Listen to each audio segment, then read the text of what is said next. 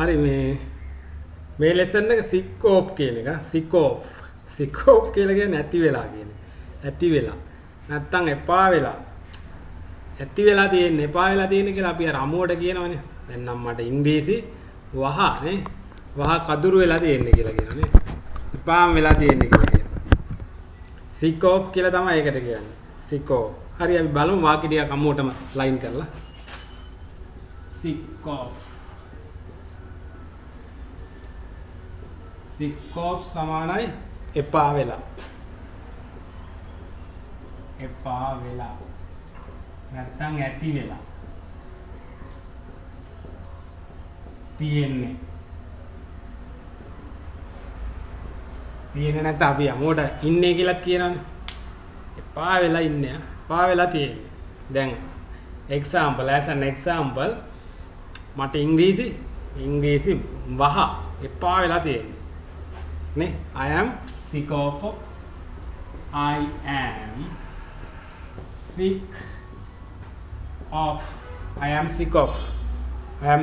English. ඔය අය අටුවා ටීකා ටිප්පණි මුකුත් නැහැ කෙලින්ම ඔය. Directly we can say directly we can take I am sick of English. මට ඉංග්‍රීසි එපා වෙලා තියෙන්නේ නැත්නම් ඇති වෙලා තියෙන්නේ කියන්නේ. I am sick of English. එතකොට මෙතන මේ noun එකක් ඇවිල්ලා තියෙනවා. of එකෙන් පිටිපස්සේ. නාම පදයක් English. තව බලමු. I am sick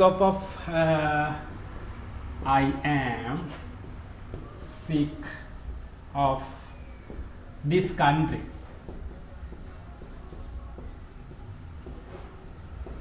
මේ රට එපා වෙලා තියෙන්නේ. I am sick of this country. I am sick of this country. මේ රට එපා වෙලා තියෙන්නේ. එපා වෙනවා කියන්නේ එපා වෙනවානේ. දැන් අර මේ පාස්ටර් කෙනෙක්ගේ සීන් එකක් අල්ලගෙන එයා මේ වන්දන්නේ අර දැන් ඊට පස්සේ ඊයේ පෙරේද අර ගෑනු ළමයික මොකද්ද සීන් එකක් තියෙනවා නේද? ඒත් බුද්ධ ආගමට පාර දීමක් කියලා කියනවා නේ වන්දන්නේ. කොහොම ඒගොල්ලෝ ඒවා කියනවද දන්නේ නැහැ නේද? කොහොම මොන නිර්ණායකයන් මත පදනම් කරගෙන එහෙම කතා කරනවද කියලා හිතා ගන්න අමාරුයි. මොන ආගමකට ගරහනවා නම් නිග්‍රහ කරනවා නම් ඒක වැරදි. දැන් ආගමික ශාස්ත්‍රූවරයන් වහන්සේ නමක් කියලා කියන්නේ සාමාන්‍ය පුද්ගලයෙක් නෙමෙයි කියලා තේරුම් ගන්න ඕන එක. හැල්ලුවට ලක් කරන්න බෑ. දැන්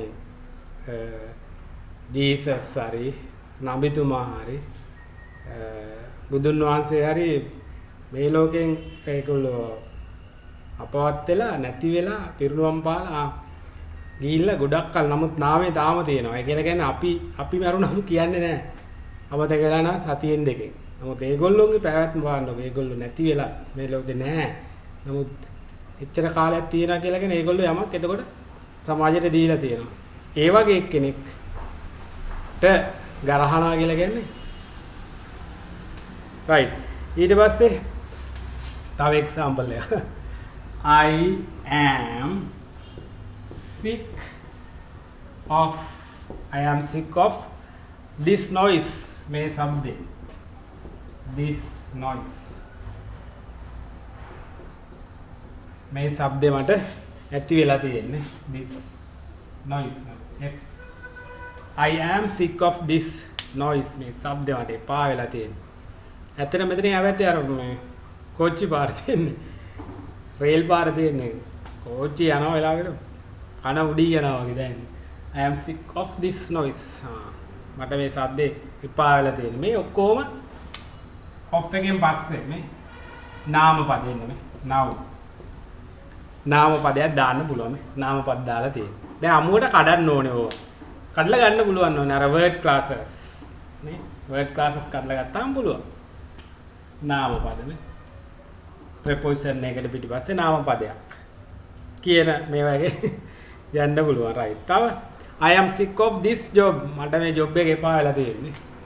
I am sick of this job. මේ teaching job එක එපා වෙලා තියෙන්නේ. මේ ටීචින් ජොබ් එක මට එපා වෙලා ඒ වගේ තමයි. I am sick of this job. මේ ජොබ් එක එපා වෙලා තියෙනවා. Right. And also we can say I am sick of this monotonous life. Monotonous life ඒකාකාරී ජීවිතේ නේ. ඒකාකාරී ජීවිතේ. නැත්තම් මේ rich life එකක්. rich life ඒ කියන්නේ අර කාලකන්ණි. කාලකන්ණි බවට පත් කර අපේ රට මේ පාලකව විසින් rich life එකක් වෙලා තියෙනවා. එපා වෙලා තියෙනවා. I am sick of this rich life. Rich life W R E C T H E D. Rich life. I am sick of this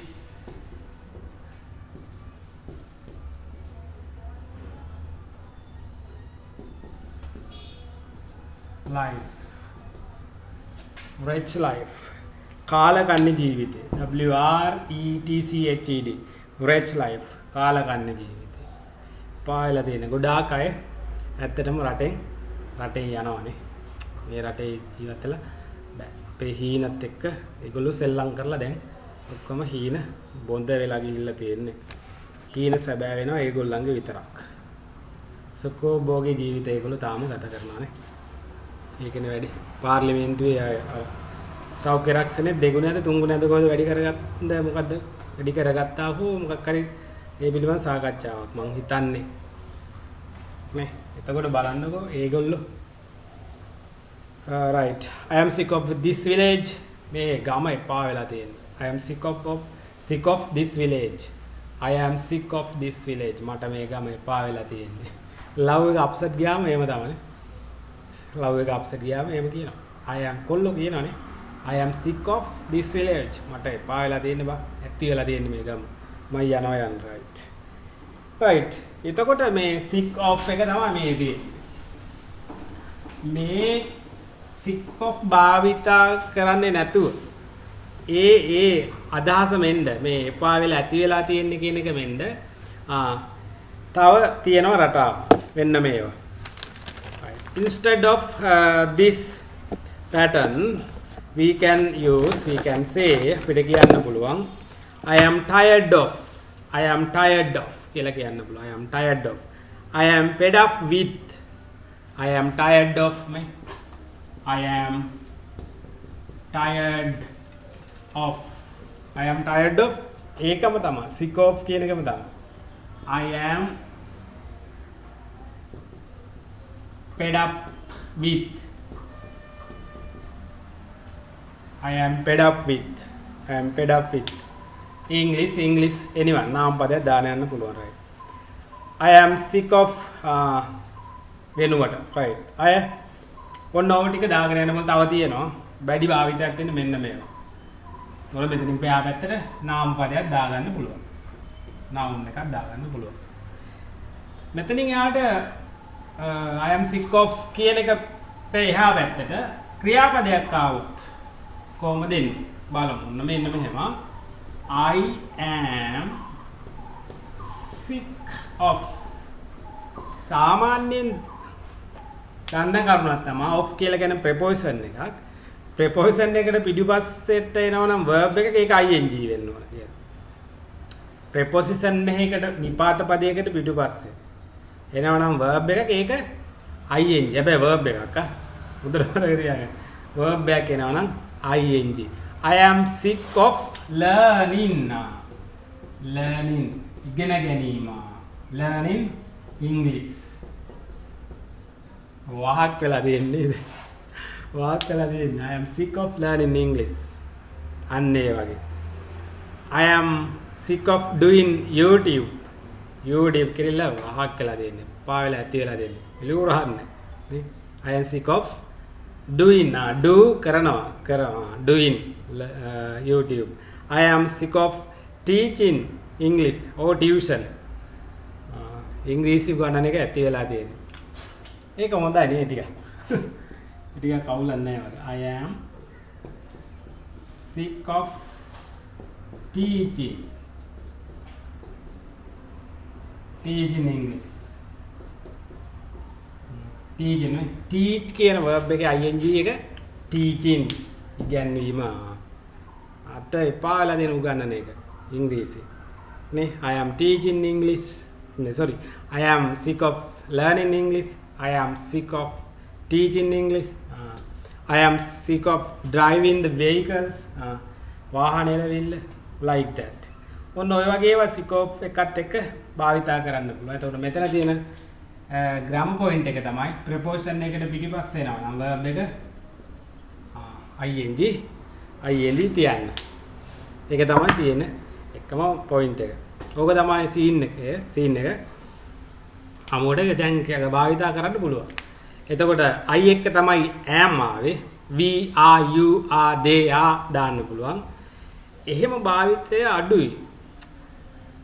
මමනේ මටනේ එපා වෙලා තියෙන්නේ. ඒක එතකොට මගේ පෞද්ගලික අදහස තමයි ඉදිරිපත් කරන්නේ. එතකොට I am තමයි ගොඩක් භාවිතා කරන්නේ. we are you are එතකොට දන්නේ නැනේ you are sick of කියන්න බෑනේ අපිට. ඔයාට එපා වෙලා මම දන්නේ නැනේ ඒක.